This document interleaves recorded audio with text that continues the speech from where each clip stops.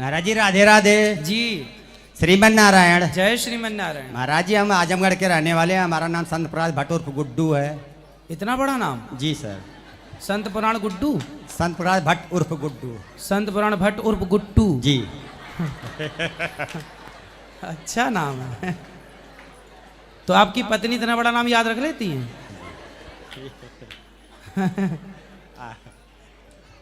तो आपको गुड्डू गुड्डू कह के बुलाती होंगी? नहीं सर। हैं?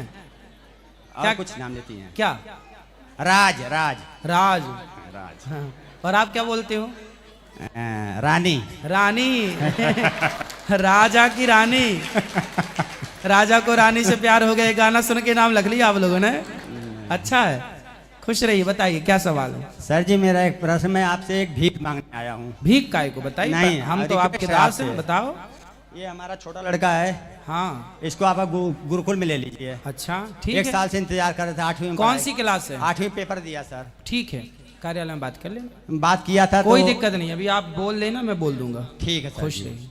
और सर जी मैं धोती वैसे कुर्ता- जितने भी बच्चे हैं जो गौरी गोपाल गुरुकुल में पढ़ने का मन बनाए हैं, इस साल से, इस सेशन से, जुलाई से ऑनलाइन जो यहाँ पढ़ाया जाएगा वो सबके घर में ऑनलाइन दिखेगा। तो आप घर बैठे ही उसको पढ़ा सकते हैं, बच्चों को सारी क्लासेस अटेंड कर सकते हैं, क्योंकि यहाँ सबको रखना संभव नहीं है।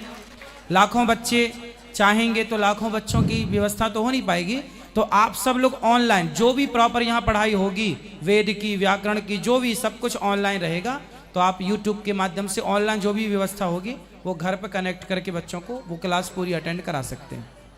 ठीक है सर जी एक रिक्वेस्ट है कि मैं एक धोती कुर्ता पहनना चाहता हूँ, तो पहले आपके वदन का वस्त्र को धोती कुर्ता चाहिए मुझे, और मैं नया लाया हूँ। आपको शिष्य के रूप में आपको गुरु दक्षिणा देना चाहता हूँ। ठीक है, तो वस्त्र आप पहन लीजिए ना। नहीं आपका शरीर का सर जी, प्रसाद चाहिए मुझे। तो मैं अभी पूरे वस्त्र कैसे उतारूं? तो आपको जो आप लाए हैं उसी को हम स्पर्श कर लेंगे, फिर आप ले लेना। ठीक है? फिर आप हमारा गमछा ले लीजिए, आप अपना गमछा दे देना। अभी अंदर बैठो, अभी मिलते हैं। ले आओ, थैंक ले आओ आपका गमछा ले आओ। और सर जी एक बात बताइए, आप हैं कौन? आपके दास। नहीं हमारे दास नहीं है ना, भगवान के दास हैं। आप खुद भगवान हैं प्रभु हाँ, जी। हम भगवान के दास हैं। नहीं नहीं भगवान है आप।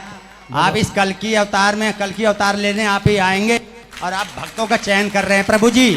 क्योंकि जब राम जी आए थे तो उस समय जनता भगवान को राम नहीं समझ रही थी, और द्वापर में कृष्ण जी आए थे तो उनको सब दास, छलिया और क्या नाम, ग्वाला समझ रहे थे। उस समय जनता भगवान नहीं समझ रही थी।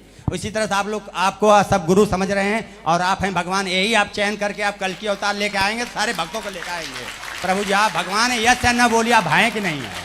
दास भगवान। नहीं दास नहीं, दास तो हम लोग हैं। दास में भूया। आपके चरणों की धूल तो हम लोग हैं प्रभु जी। भगवान के दास। इतना ज्ञानी, इतना हर बात का जवाब देना, इतना सब कुछ हर किसी के बस का नहीं।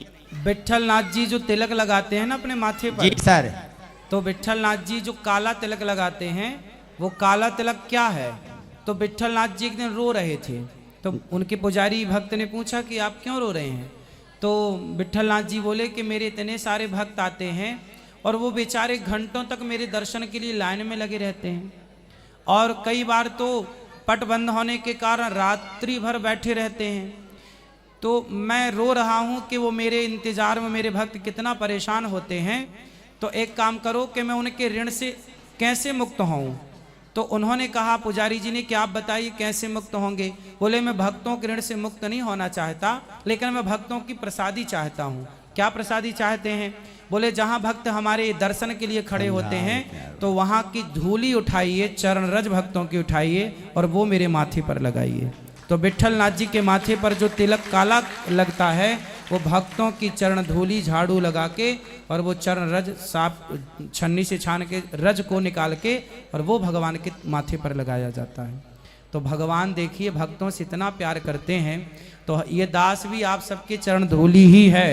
भगवान चरण धूली की महिमा प्रकट कर रहे हैं, ऐसे ये दास अनिरुद्ध आप सबके भक्तों की चरण धूली है। प्रभु जी हमारा एक बालक है, इसको जरा समझा दे, बहुत गुस्सा करता है ये। कराओ बात। बहुत क्रोध करता है, दोनों भाई भाई लड़ते रहते हैं। गुरुजी राधे राधे। जी जी, क्या नाम है आपका? शिवम। शिवम। काहे लड़ते हो भैया? किससे लड़ते हो? छोटे भाई से। छोटे भाई से काहे लड़ते हो? इसकी हरकतें ठीक नहीं है। क्या ठीक नहीं है हरकत? पंगे लेता है। पंगे? हाँ, क्या पंगे लिया उसने? जैसे बिना मतलब का फालतू बोलता है मेरे से। क्या बोलता है? ऐसे ही कुछ भी, जैसे उल्टे सीधे बोलता है गुरुजी। कुछ तो बोल के बताओ, क्या बोलता है? क्या चलो चलो ऐसे, है? चलो ये बोलने की तमीज नहीं है, ऐसे बोलता है। क्यों छोटू? गुरुजी राधे राधे। तुम ही 8वीं पास किए हो? यस। अरे तुम भाई से पंगा ले रहे हो और अब बोल रहे हम गौरी गोपाल पढ़ेंगे, यहाँ तो हमसे पंगा लोगे फिर? नहीं पर हम तुम्हारे पंगे कैसे झेल पाएंगे बेचारे? हम नहीं, तो हम सीधे नहीं- साधे आदमी। हम तुम्हारा नहीं भाई कह रहा पंगे लेता है, तुम हमें परेशान करोगे फिर? नहीं करेंगे। अच्छा ये बताओ कि क्यों भाई को परेशान करते हो? सर जी ये मोबाइल नहीं देखने देता। अच्छा ये आपको मोबाइल नहीं देखने देता, फिर आप क्या करते हो? कुछ नहीं, मारता हूँ इसे। अरे वो आपसे बड़ा है तो मार देते हो? तो आप जीत जाते हो नहीं। कि ये नहीं मारता आपको? हाँ रियल मारता है। ये मारता है? हाँ अरे तो ऐसे ना लड़ा करो भाई।